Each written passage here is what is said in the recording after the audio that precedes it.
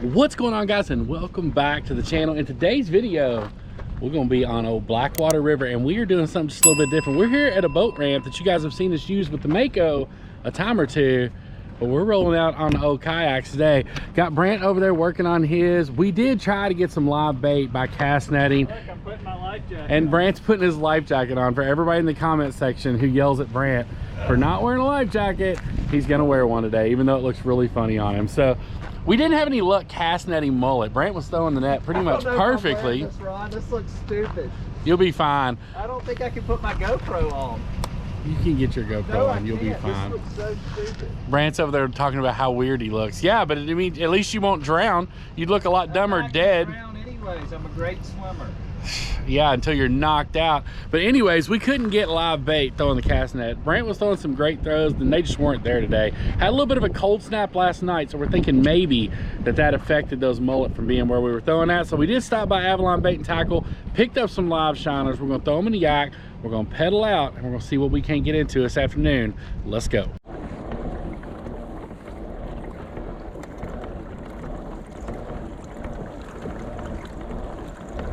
What I wanted to see here is just how well this thing paddles if I don't put the pedal drop down. And it actually does really well. It tracks really well. The one thing I like about this way better than the native that I used to have is when I paddled the native, if I ever had to, it was all over the place. The rudder would not hold. It was almost like it needed some kind of lock position that it didn't have. And this one doesn't have a lock position, but the rudder actually holds really steady on this kayak, which I really like, because if you do, sometimes you just want to paddle. I mean, I have the pedal drive and that's great, but like sometimes I just want to paddle and get a little bit of an arm workout, or if you're making small maneuvers while you're fishing, it's good to get a paddle out and just do that. So it's good to know that this thing tracks just as good with a paddle as it does pedaling it.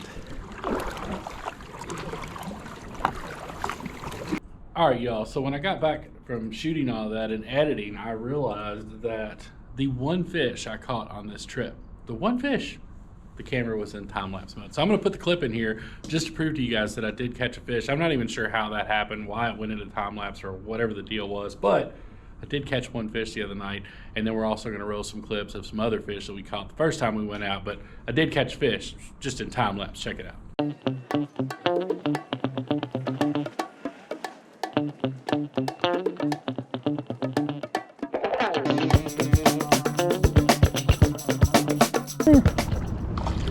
Oh my gosh, that's a keeper. That is a keeper.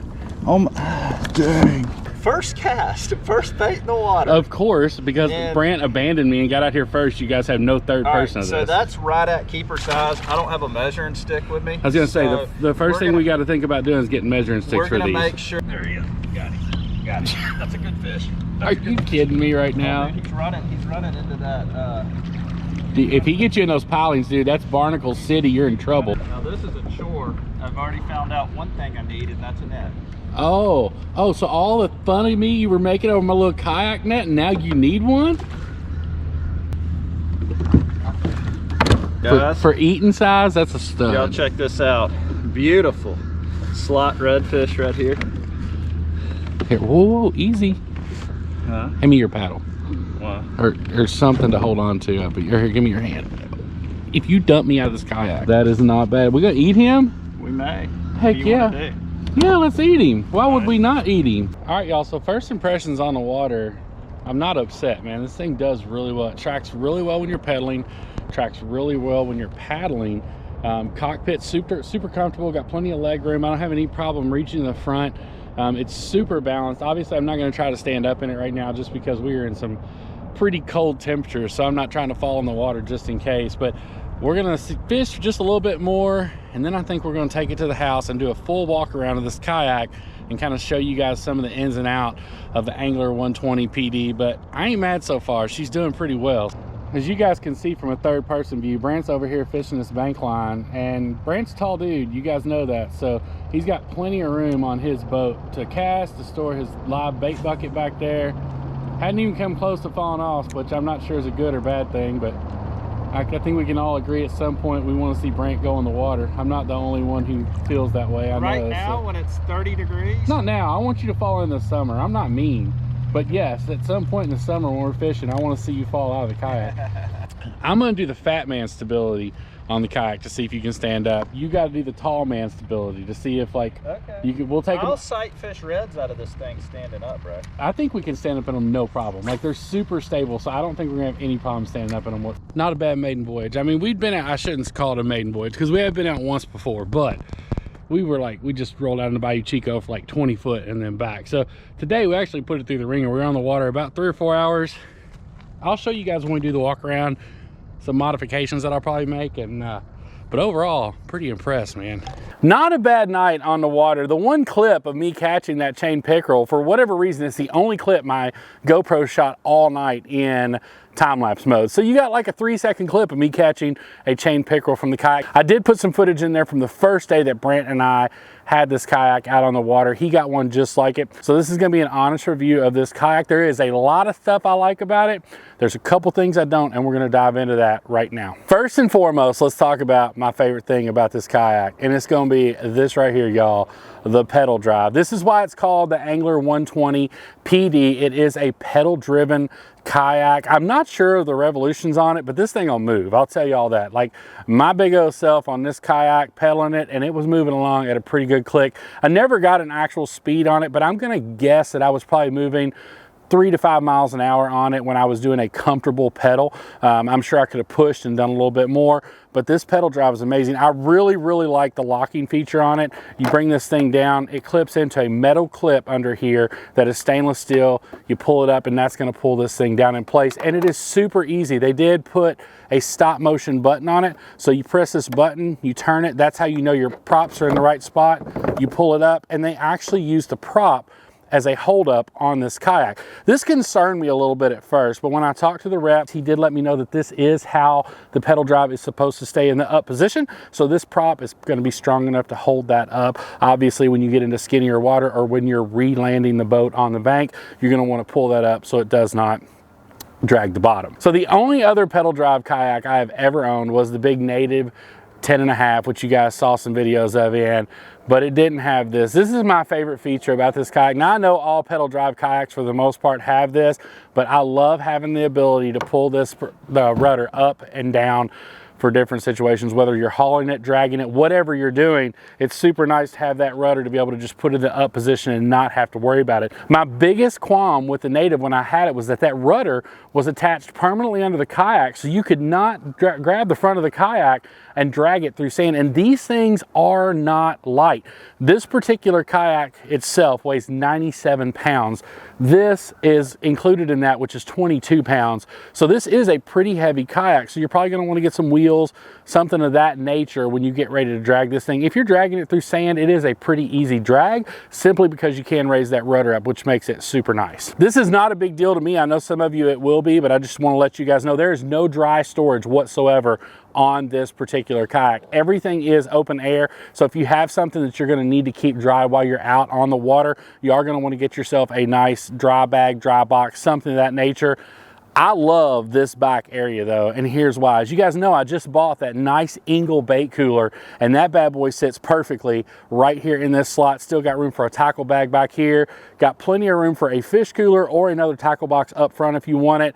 So all in all, the storage is ample on this kayak, but it is not dry storage. So I do want to make sure I let you guys know that it's all wet storage. So you are going to need a dry box, dry bag, but you got plenty of room to put yourself a crate back here for additional rod holders. Speaking of rod holders, you have 2 inset rod holders back here in the back. You do have 2 horizontal, I think I'm saying that right, horizontal. I don't know. I've never, you know, I'm not the smartest guy in the world. I've never known the difference between horizontal and vertical. I think vertical's up and down, horizontal, whatever. The rod holders on the side, you lay your rod down, okay? But here's what's so impressive about this, and I don't know why nobody's done this before. It's the first kayak I've ever seen that had these, and they're rod leashes. So if you're out in the water and heaven forbid you flip your kayak, as long as you got these bad boys on your rods, you're not gonna lose them under the surf. These are built in to these inset rod holders, so these things are awesome. Normally you gotta buy clips, find a place to put them on your kayak, something like that, but these are just built into the rod holders, so that is an awesome feature on this yak. Got 2 identical gear tracks on either side of the boat, resting on each side of the cockpit. And honestly, guys, these are going to be long enough to put anything and everything you want. You do have plenty of room in the back and the front to add more gear tracks if you wanted to, but this is going to be plenty enough to put an anchor system, a paddle system, cup holders, whatever you want to accessorize your kayak with, whether you want to do a fish finder, you're going to find plenty of room on these gear tracks to make that happen. While I'm standing here, I do want to go over a couple specifications of this kayak. It is 35 inches wide, so almost a 3-foot wide kayak. So it is super stable. The hull on it is very, very deep. I did stand up in it one time and I was able to stand up in it comfortably. I did not do any casting or anything like that. I just simply stood up in it to see if I could. We'll definitely do a review on the water with my big old self trying to stand up on this kayak once the water warms up. As I told you guys before, I'm not trying to fall in the water when the water temperature is like 60, 65 degrees. We ain't trying to play that game. The boat is 12 foot long, which hence the 120. So it is a pretty heavy boat, but it's super stable. The first thing I noticed, and I talked about this while we were on the water, is how well this kayak tracks. Whether you're paddling or whether you're pedaling, there's no rudder movement while you're controlling your rudder. Once you put your rudder in place, that's the direction you go, which is, if you've done very much kayak fishing or just kayaking in general, that is so important, because a lot of times you get in a kayak and you set your rudder to where you're going straight, and then before you know it, you're taking a hard left or a hard right because your rudder has moved. And I got none of that with this boat while I was out on the water. Now, we had a pretty stiff current going on too, so it was kind of moving us around just a little bit. I took a couple wakes in it with no issue whatsoever. So I was very, very impressed with how this boat tracked and how that rudder really held on while we were moving around in the water. The seat on this Angler 120 pedal drive is super comfortable. It's got the mesh bottom, mesh back seat, got a nice arch support with a ton of adjustment to where you can pull this seat, lean it back, lean it forward. So I was very, very comfortable in this kayak while we were out. This does bring me though to my first, I won't say, it is kind of an issue, to be honest with you. I wish this seat, there was a way to raise it up. This seat is a little bit low in the vessel for me, mainly because of my big belly. So when I sit down in this seat, it does kind of punch my knees up into me a little bit. So I would definitely really like to have a way to raise this seat up. So I'm going to reach out to our representative and see if they make something. If they don't, the way this sits in here, it's going to be pretty easy for me to concoct something and put it in here to raise this seat up. I only need it raised up about 3 or 4 inches. For most people, it's not going to be an issue whatsoever, and it definitely was not an issue while I was paddling, as you can see. And I could pedal just fine with it, but just as far as a comfort level, I would like to see this seat be able to be raised up about 4 to 6 inches. So we're going to figure out a way to make that happen. But for right now, it works. It was just not the absolute most comfortable that it could have been if I could have raised it up. Now, with the seat position being where it is for me, it does hinder this rudder control when you're trying to pull it to that side of the boat. So when I'm turning this way, obviously I have a full turn capability because I can push it all the way out. When I'm trying to come in, the seat actually does get in the way. There's only one position that you can be in where that's going to happen, and it does happen to be in the position where I need the seat. It's got 7 positions here to where you can get yourself in the exact position you need to be in order to pedal this boat comfortably. All in all, guys, I love this kayak. I've always been a fan of kayak fishing. It just is a little tough to do sometimes when you got the Mako sitting there. But the cool thing about kayak fishing is you can get into areas that you're just not able to access with the boat.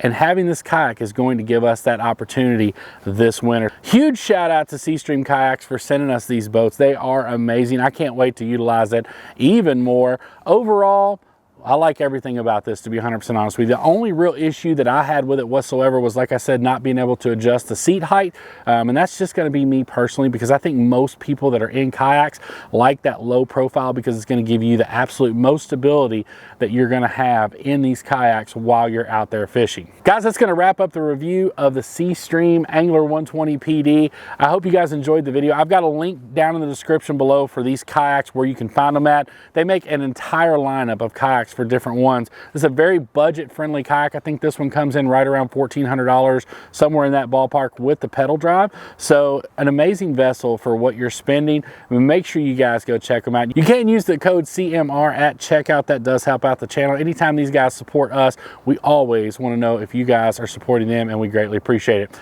If you like this video, make sure you give it a great big thumbs up. And if you're new here to the Cameraman Ron channel and you like kayak fishing or Mako fishing or camping or just outdoor stuff in general, guys, we do it all. We're going to do even more this coming up. So make sure you smash that subscribe button 2022 style.